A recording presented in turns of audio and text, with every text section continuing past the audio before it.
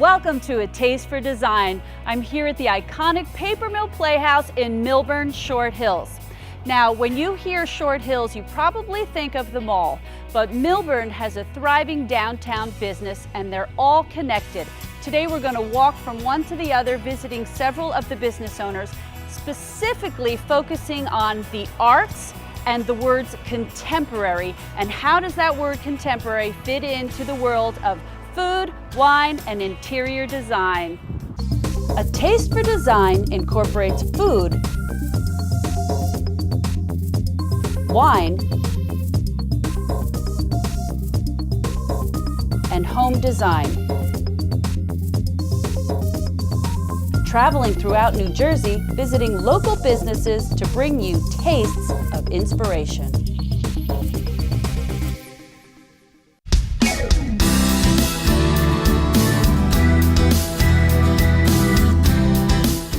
We're here at the Contemporary Art and Additions Gallery in Millburn, and we're going to meet Greg Smith, the owner, and Serena Bocchino is the artist who has her very own showing for 2 months going on here in April and May, and we're going to sit down and we're going to talk about Serena's work. So Greg, tell me, how long has your gallery been here in Millburn? Been here almost 2 years. Okay. Had the doors open almost 2 years. So you sell contemporary art, and I'm just curious, why contemporary? What made you choose that? Well, it's something even from when I began collecting, way back when I first began collecting, I was always looking at contemporary work. Contemporary work, I felt was I was more in touch with the current expression of visual images and so forth. This was what sort of always drove me. I know in the design world there's a difference between contemporary and modern, and I'm sure most people are familiar with the Museum of Modern Art and places like this. So if you could explain to us a little bit, what is the difference between modern and contemporary art? The way to think about it really is that in the 20th century, Europe really was sort of the focal point of the art world, right? And the most creative, most contemporary, if you will, at the time, work was really coming out of Europe. Okay, so you had the emergence of everything from Picasso through the Ashcan School and so forth, all the way up to Philip Guston, Stuart Davis, and moving into then sort of reaction to traditional painting from guys like Larry Rivers and Jasper Johns and so forth. And so it sort of started to change, and then it really came into pop. And I would say pop is really where it sort of transitions into contemporary, so that's kind of how I'd look at it. So Serena, I would love to know your whole inspiration. Walk me through the process. Tell me how you create your paintings and what's your inspiration? Okay, well, the Fever series is clearly inspired by the song Fever, particularly the rendition by Peggy Lee. And I just find that song to be so passionate and embody that whole era of excitement and sultry, sexy, and everything imaginable in that jazzy time. When I first begin a piece, I do look at the canvases or drawings for a long time to decide how I'm going to compose my painting. And I do start with working with graphite, which is drawing on the canvas and the paper, if you will. But I do have to decide, it's very much about intellectually processing what is going to make the painting sing. My paintings and drawings are very much about translating and transcribing, actually, composed sound, particularly music with the Fever series, into visual compositions that do the same thing. So as the Paint Diva myself, of course, I'm very curious, what kind of paint do you use? And I do prefer Benjamin Moore paint because of its consistency and its vibrant colors and the thickness, which is very important with the variety of thickness that I would want with the paint. They're customized colors that... and you use different finishes as well, right? Not just exactly, one. You like the different variations it's of the gloss. very important to the paintings to have a gloss, perhaps finish, juxtaposed to a flat or an eggshell. Those are things I think about as well. That also brought in... particular certain colors that tints that you like, that you prefer, or it depends on the piece? It depends on the piece, and in this particular series, I am exploring particularly the color red for the most part, as you could see. A very new series, a tangent series actually to the Fever series, is these paintings that are white on white. So playing with the idea also of surfaces, like you mentioned, the gloss with a flatter, perhaps eggshell surface. And then having, as I call them, or actually a critic had titled them, blibs of gold leaf. And they're very simple and subtle, and it's all about white in a sense, but it's about so many other things as well. But that purity and that sensitivity and that soulfulness, and sometimes that really does come out of a white. Okay, so even after this particular Fever exhibit is over, you'll still have work here, and they can reach you through the gallery? Yes, absolutely. Okay. Oh, okay. Absolutely, and you will see the Fever series, paintings and works on paper, as well as other series that I've developed over the years.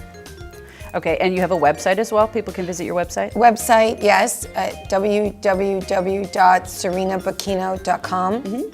I also show work in San Francisco at Art House, and I show work with a gallery in Brooklyn, Central Booking, and I show in other group exhibitions, sometimes at colleges and other contemporary art venues. Okay, so people, the way they can find your gallery here as well, you have a website as well, contemporaryartandeditions.com. Well, Serena and Greg, thank you so much for having us here today. Next, we're going to take a mini road trip over to the town of Summit, where we'll meet interior designer Risha Walden, where she'll continue to teach us the difference between modern and contemporary in the world of interior design. I'm here with Risha Walden, and she's an interior designer in Summit, New Jersey. Hi, Risha. Thanks for being with us today. Thank you. So what I like about Risha is she's also an artist as well. And we'll get to that in a minute, but I want to talk about your work as a designer first. First, just give us an idea of what your background is in design. I started off by going to the New York School of Interior Design and taking classes there. So I have a certificate from them. And then I opened my own business. And while I was helping friends before, and then I decided to do my own business and charge my friends. Good for you. So when we were at the art gallery, we talked a little bit about the difference between contemporary art and modern art. And I know that carries over to design as well. And I wanted to talk to you a little bit today about what you would consider mid-century modern design. It means clean lines as far as colors go. Mid-century modern is a period from about 1933 to 1965. It incorporates organic and simple lines. It started the post and beam architectural style, and that opened up interior spaces. So we had huge open floor plans and large, vast window walls, which allowed the outdoors to come in, and that was a huge characteristic of the mid-century modern design. As a designer, you're also an artist. Tell me a little bit about your art. I started off just doing pencil and crayons, and I worked in through watercolor, and I do acrylics. And I'm just working from being very representational, trying to go more abstract. But we're going to go visit one of your clients right now. Yes. And we're going to see a contemporary design, yes? It's contemporary in an industrial style. It was for a bachelor, so it had to feel masculine, and that's what this industrial can do. So Risha, we took a ride and we're at the home of one of your clients in a very typical house that you would find in Summit that's about 100 years old. But what is not typical is this kitchen, right? That you designed. And so tell me how you would describe this kitchen. This kitchen is an industrial modern kitchen. It was a very small galley kitchen. We opened it up to now, which is the living room, and we made it larger by pushing it out. And we've incorporated lots of different kinds of finishes to get this industrial feel. Right. First of all, I just, we can't This stop rubbing our hands on this tile. I love things that are textural that Yes. make you just want to touch them, and this is unusual to me. You don't usually find something like this. But this is tile, right? It's a tile, and why I like it is because it feels soft, because we have lots of hard surfaces in the kitchen. So despite it being really useful and practical in the kitchen, it doesn't feel hard. It has a great feel to it. Right. And speaking of hard surfaces, we have a concrete countertop over here on the island. I have a nice thick concrete countertop, and then we use quartzite for the side cabinets. Tell me about this hood, this range hood. That hood is made with spalted maple, and it's just, brings out the beautiful natural organic feel of the maple. Tell me about this really unique piece that you have over here. This is a great piece. This is the salvaged metal pieces that an artist in Ohio has made for me. We came up with a design that incorporates kind of an Art Deco feel with the rounded corners. We've put some shelves in where you can become practical for the pot lids and the pots. It's also on wheels, so it's a movable island. He can move it around for parties, set it up as a buffet. Tell me about the closet that we're looking at over here behind. It looks like a metal finish. Tell me about that. Yeah, that's great. I love pantries, and this incorporates a great use of space. It has tons of storage area behind it, and it's just a little push button door, so it's easy to access. The wall finishing is a metal formica, and it's just fantastic. It's great because it's very resilient. It has nice gleam shine to it, so it's kind of sparkly in the kitchen, but it has an industrial feel being that Have it's you metal. used that before, or this was a new concept? I've been wanting to use it many times. They have wonderful Just different because designs. I'm curious as who did that work, and whoever did the work for you, have they done it before, or was this a learning process for It was a everyone? learning process for both of us. He did a fabulous job. The contractor that I worked with before did a fabulous job matching up all the circles and everything and trying to hide the door as much as possible. Well, Risha, it's been a pleasure. I really enjoyed seeing your work today, and it was very nice meeting you. Thank you for sharing everything. Thank you, with Paint us. Diva. Thank you.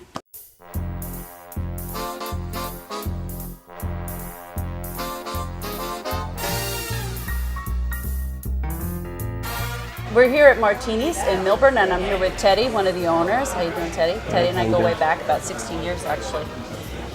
So, Teddy, tell me a little bit about Martini's. How long have you been here? We've been at Martini's for 13 years. We just celebrated our 13-year anniversary right in the heart of Millburn, 40 Main Street. Martini's has been voted top martini bar in the state of New Jersey for the past, 10 years. New Jersey Monthly. We're one of the top 3. Hudson Magazine just made us the sports foodie bar because we just put up some new plasma TVs around our bar so people can watch the sports, the football games. We have the NFL package. Anytime there's any major sporting event going on, we have it here at Martini's. We just introduced a new sushi. We actually have a new sushi bar in Martini's, which is really popular because we brought in a new chef from Nobu in New York City, and his name is Stephen Wong. He's a great guy, and he's introduced some dishes here that are tremendous, and a lot of people are raving about our sushi. As fact as our martinis, we have about 50 different martinis on our list. We have a nice extensive wine list, so we kind of can fill a void for anybody's needs when they come to Martini's. Great. And then you've got the connection here where you're right down the street from the Papermill, so people can come here, they can have a drink, they can have some sushi before or after a show. We get a lot of the Papermill theater goers. We get a lot of the celebrities that come in from the theater, which is always fun. Oh, that's nice. We also are right, Millburn Short Hills, right down the street from Florham Park. We have a lot of the Jet coaches and the football and the players come in. Right. So at any given time at Martini's, you might see a celebrity in there, which is kind of neat. Right. So it's just a great little local place, but on the same thing, we're known throughout the state of New Jersey. If you mention Martini's to somebody, they've heard of it. Right. And then you also have the art gallery. We just came from the art gallery around the corner. I know you display some of their art here as well. Greg's a great guy. New business. He's really brought like an interesting look to his gallery. Is pretty neat place, and we actually display some of his art here at Martini's, and you can purchase it at his place. And we have some other art going on in the in Martini's. It's a local person. We display some of his art also. Great. So I love the connection here between all the businesses in the area, you know, and then kind of the synergy going on here between the theater and the music and the arts. And so what are we going to sample here today? We have a mango martini and a sour apple martini. Cool. So I'm going to let you enjoy because Great. I don't drink when I work. So. Oh, that's good for you. But it's quite refreshing in the summertime. It is. It's nice. Yeah. And we'll be doing some martini classes, so we're going to have some different classes we're going to have in our dining room where we'll teach people how to make mojitos like we make them here. Oh, great. Some of the martinis we make here. We'll teach you about the different purees we use to make the martinis. Mm-hmm. So you'll be able to log in our website, martinibistro.com, and get that information. Great. Oh, that's right. Teddy, thank you for having us here. All right, Cindy. It's always a pleasure. Thank you. Next, we're going to circle on back and we're going to walk a couple of blocks back to the Papermill Playhouse where we're going to meet the chef from the Carriage House. The Carriage House restaurant was recently renovated and the interior designer you may recognize from our first episode. Mary LaVecchia did the design work with her newest associate, her daughter Deborah.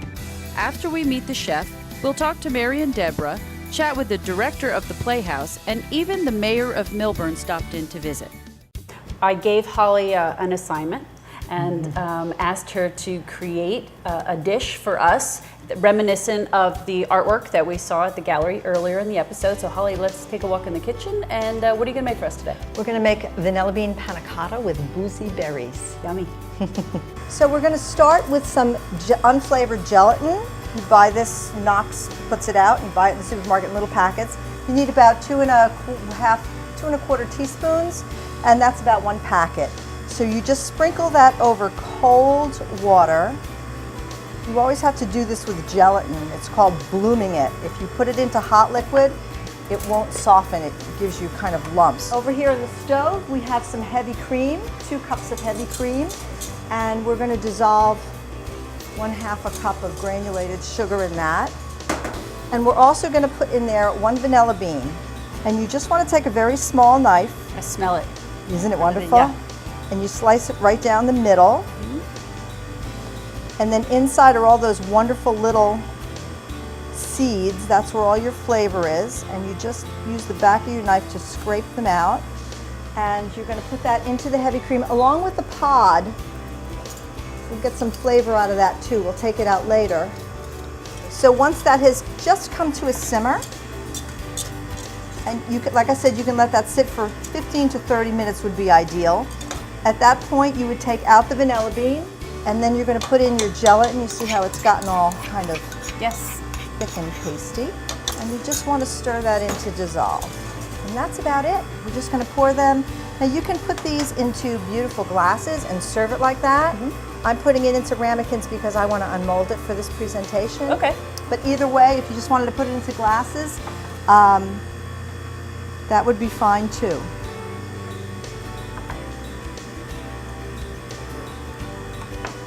can see all those little vanilla seeds floating to the top.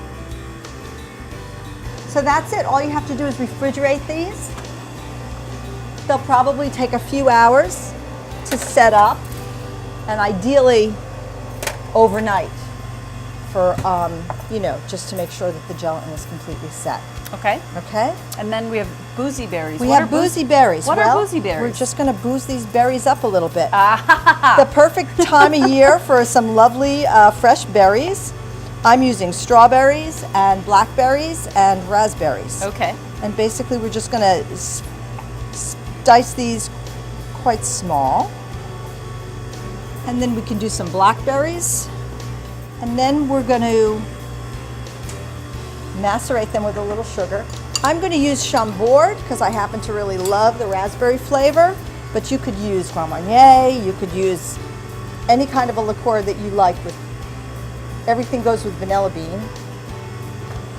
Take one of our set panna cottas out. You can see it's very firm, has a nice firm texture.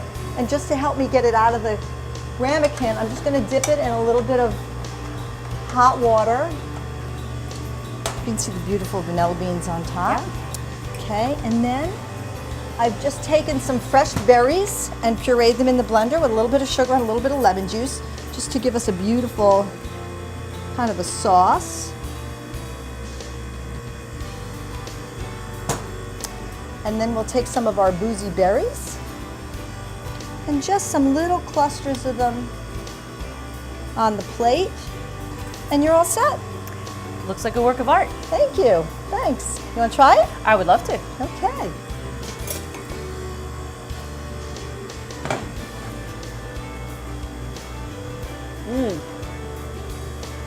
Ooh, that's yummy. That's delicious. Thank you. Thanks. Holly, thank you so much for You're having us very here welcome. today. Thanks for coming. So Mary, I love what you've done with the place. The colors are beautiful. It's just so cheerful and bright. Even though we've used a dark blue when we first walked in, but it's still beautiful. We'll get to that in a minute. But I want to talk to you first about how this whole project came about. I know that you met with Ken Wenger from the board, and what was the order of the day? What did they ask of you? Well, Ken specifically asked me to modernize the carriage house, to update it. So we definitely did that through our colors. And keeping true to the fact that it's a carriage house, I started in the bar room Okay. with wanting to keep this with the woods, the metals, and just like you might see. The stone behind the bar is and beautiful. the stone, right, using all the things that would be classic. One of the things you wanted to do, I'm sure, was brighten it up. Yep, and I think we've achieved that. With lighting and the bright white trim. The white trim really added a lot. So you can see we used intense colors and even somewhat dark colors, but offsetting it with all the white With the architectural white. details. Which white did you use? Is that super white or? It's actually decorator's white. Oh, it is decorator's white. Okay, that's the brightest white of all. Yeah. Thank you, ladies, for being with us today. Since we're focusing on Millburn today, I thought it would be nice to invite the mayor, Sandy Hamoff, to come in and talk to us a little bit about what's going on in Millburn. Well, thank you. I'm delighted to be here. This room is beautiful. The carriage house is wonderful. I like to think of Millburn as a sophisticated town with a small town feeling, and that's really what we are, and that's really what we're all about. We're also very fortunate because not only do we have the Short Hills Mall, a vibrant downtown shopping district, we have the Papermill Playhouse, which is renowned throughout the state, if not beyond the state, which I believe it really is. We have this wonderful carriage house, which is part of the whole experience of going to theater, and we have beautiful parks. I can go on and on. We have one of the outstanding school districts in the state, in the country. We have an outstanding recreational program for preschoolers through our senior-most citizens. It is a great place to raise a family. It's a great place to grow up. It's a great place to live. And I think that says it all about the town. Lovely. I love it. I love it. Mayor, thank you so much Thank for you. being with us today. It was a pleasure. My pleasure. So as long as we're here at the Papermill, we're going to talk to a representative from the Papermill. We're here with Todd Schmidt. Hi, Todd. Thank you for being with us. So what do you do for the Papermill? I'm the managing director, so along with Mark Hobie, who's our producing artistic director, the two of us basically run the place. Okay. With a lot of help and great guidance from our board of directors. Now, how old is the Papermill? Papermill we're going into our 75th anniversary season. Wow. So we started here in 1938, and next year we're kicking off. We just had our big gala last Friday night, and marking the beginning of our 75th anniversary celebration, and that'll continue for the next year.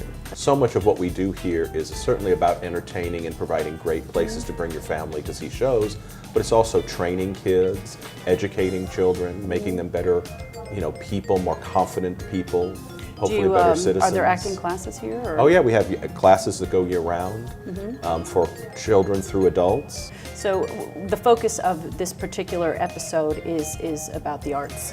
So, and I'm always trying to advocate, for a good cause, and to me the arts is one of those. So if any of our viewers would like to help out in any way to support the arts, what can they do? Well, they can call our box office, and they can direct us to either if they want to make a donation to our development department, or if they want to purchase tickets for Little Mermaid or any of our 75th anniversary season shows. It's very easy to do. You can go online or call our box office. That's great. We'd love to hear from them. Thank you so much for being Thank with you. us today. It's my It was a pleasure.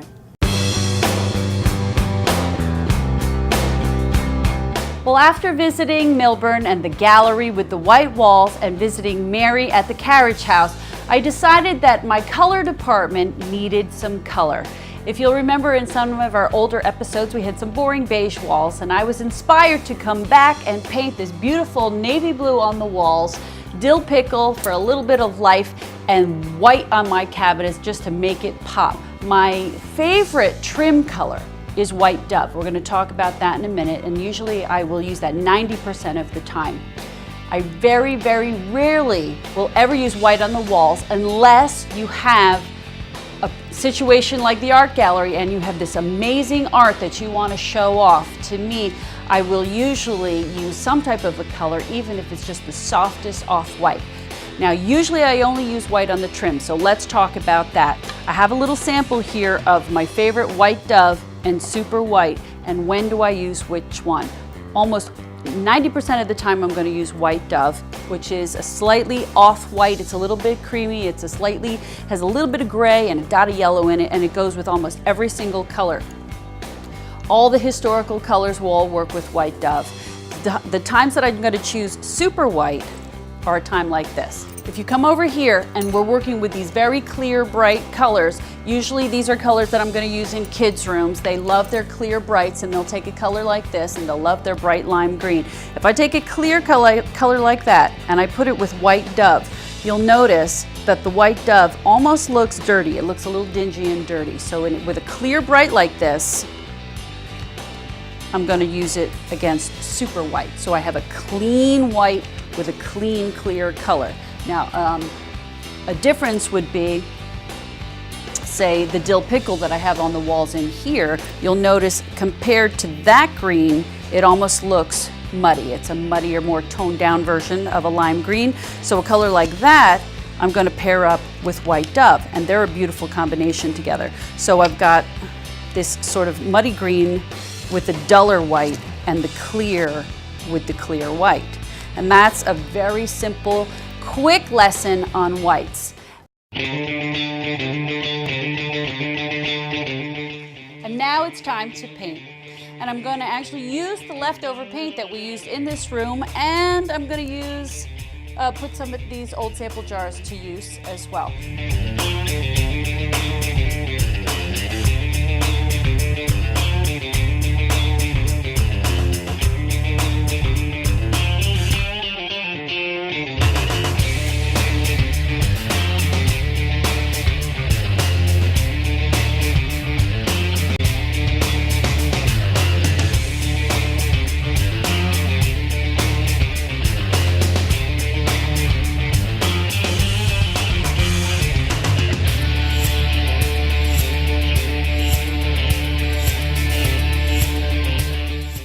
We have one last stop to make. We're going to head back to the gallery where they're having ladies' night out and they're having a big party there. So I hope you enjoyed our show. I thought it was pretty divalicious.